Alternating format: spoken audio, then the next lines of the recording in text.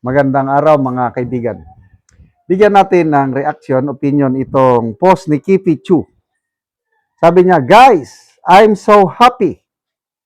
Sabi ni Alvin sa live niya just now, dinig daw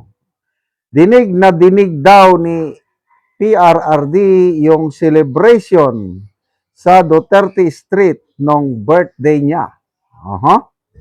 Sabi daw ng mga tagaloob na staff, loob ng detention facility, naririnig daw sa loob yung ingay ng hundreds of supporters who were singing outside or talking, clapping outside. Tapos, sinabihan daw ng staff si PRRD, why don't you go out to the garden so you can hear them? Wow naman.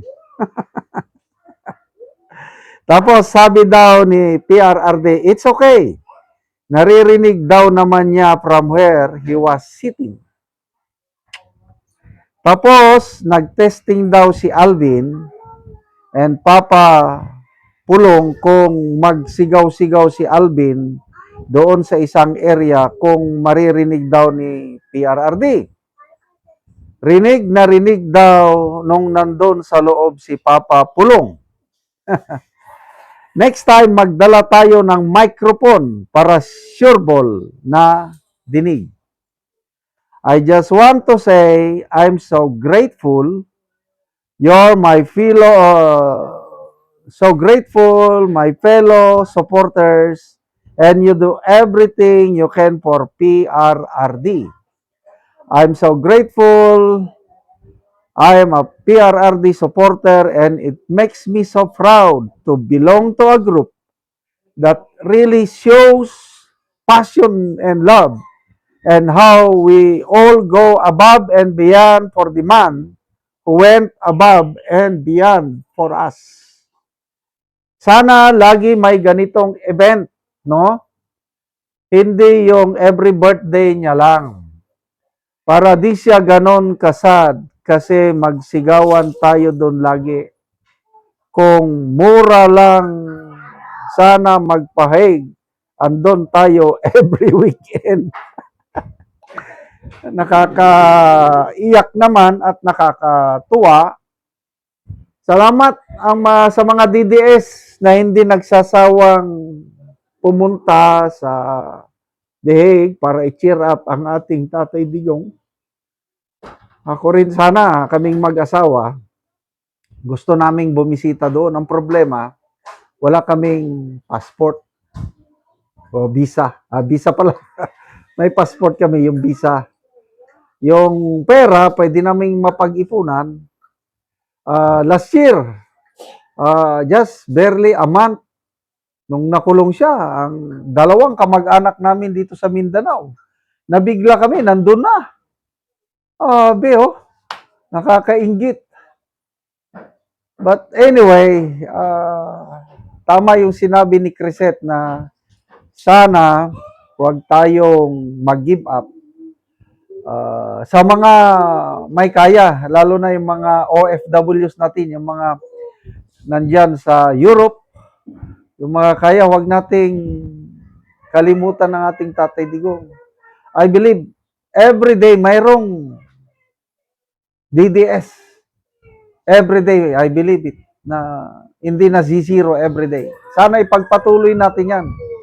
Ulitin ko, kung mayroon lang kaming visa, anong tawag na visa yan? EU visa. Pag-ipunan namin para makapunta once in a lifetime.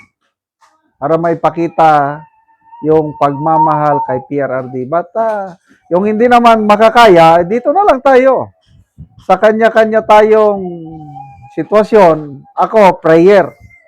Ang pinaka-the best na maiupar ko kay Tatay Digong, everyday, pinagdarasal ko siya kasama ang buong Duterte family. Dasal ko na ang Panginoon, i-comfort niya si Tatay Digong doon kasi malungkot eh. Pero mo yan, supposed to be, nagpapahinga. Kasi ako, retired na. O, nagpapahinga lang ako ngayon. Enjoying my retirement. Si Tatay Digong, hindi. after giving his life, the best years of his life, from mayor to president, ngayon na may edad na siya, dapat nagpapahinga. Tapos, bigla nilang kinidnap, dinala doon. Tapos, itong administrasyong ito, nananawagan na unity daw. Dahil si Mana Santa kayo, unity kayo lang dyan. Hanggat hindi nyo binabalik ang aming Tatay Digong dito sa Pilipinas, huwag na kayong manawagan ng unity. Dahil masakit para sa amin, yung minamahal naming tatay, kinulong ninyo. Ikulong nyo dito sa Pilipinas, okay lang yun. Litisin nyo dito, okay lang yun. Huwag lang doon sa napakalayo. He does not deserve to be treated that way. Kaya, hindi makakalimutan ng millions of Filipinos ang ginawa ng administrasyong ito. Will be etched in the hearts of millions of Filipinos na minsan merong pamilya, Marcos family, tinulungan ng pamilya Duterte. Instead, nagantihan ng mabuti, ginantihan ng masama. Pagpapalibing sa kanilang tatay, nilibing. Pagkapanalo nung eleksyon ng 2022, hindi sila mananalo pag walang suporta ng mga Duterte. O ano ngayon ang isinukli? Ayan, group effort. But anyway, sabi ni Tatay Digong, there will always be a day of reckoning, malapit na. Sabi ni BP Sara, ang gaba dili magsaba. Yes, I believe. Kakarmahin din kayo.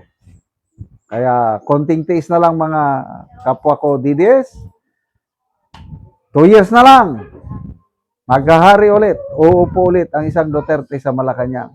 Pagtulungan natin yan. Salamat mga kaibigan sa inyong pagsubaybay sa ating channel. Nakakatulong kayo ng malaki sa tribong Talandig ng Bukidnon dahil ang sweldo natin sa channel na ito is pantulong sa tribo. Namimigay tayo ng libreng yero at pako para makapagpatayo sila ng mas maayos na tirahan. Panoorin nyo ang video na ito. Karon mauna ni ang atop sa natagaan na mo og giro nga mga silupin lang in town. O kini ang iyang atop nga yero nga lata na gyud kaayo. Nga dagko na kayo og buslot. Makita gyud nato nga dako na gyud siya og mga buslot tungod sa gidugayon na nga ilang mga atop. Og karon mo pod ni ang yero nga mong ginahatag sa mong gitaba nga ilang iatop karon.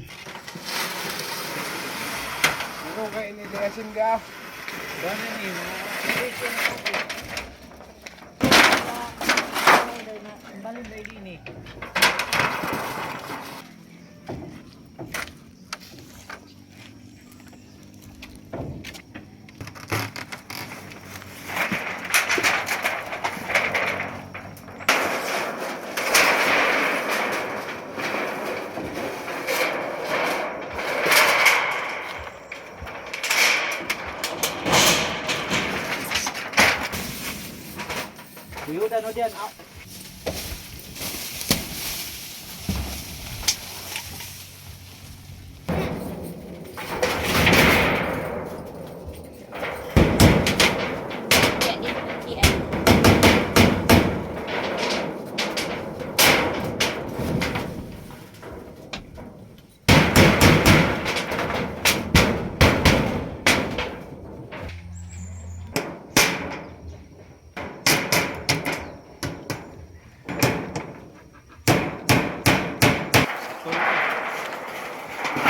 Ug karon naman na gyud sa pag-atop ang among ginatabang nga yero. So na pulihan na gyud tong ilang mga atop ganina. Sa naghatag og sin og salamat pod sa Ginoo nga dili na sad mi maulanan kay natagaan nami og sin. O so pila na dayto ka tuig ang inyong atop nga gaulanan na og mga buslot na. 13 na ka tuig ang among atop. So 13 na ka tuig. So dugay na gyud. Oo. Oo. So salamat kaayo.